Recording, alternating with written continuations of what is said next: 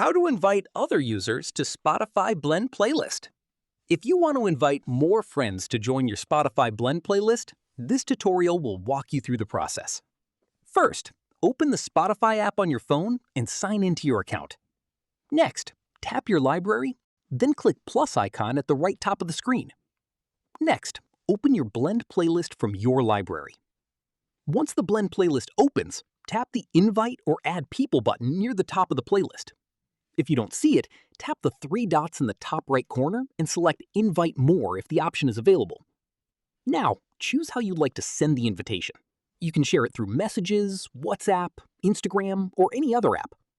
Send the invite link to the friend you want to add. Once your friend opens the link and taps Join, they'll automatically become part of your Blend playlist. Spotify will then update the blend with music based on everyone's listening habits, and the playlist will continue to refresh regularly with new recommendations. You can have up to 10 people in a blend. So it's really as simple as that, guys. If you did find this video helpful, then let me know in the comments. Make sure to like the video and subscribe for more Spotify tutorials. And I'll see you in the next one.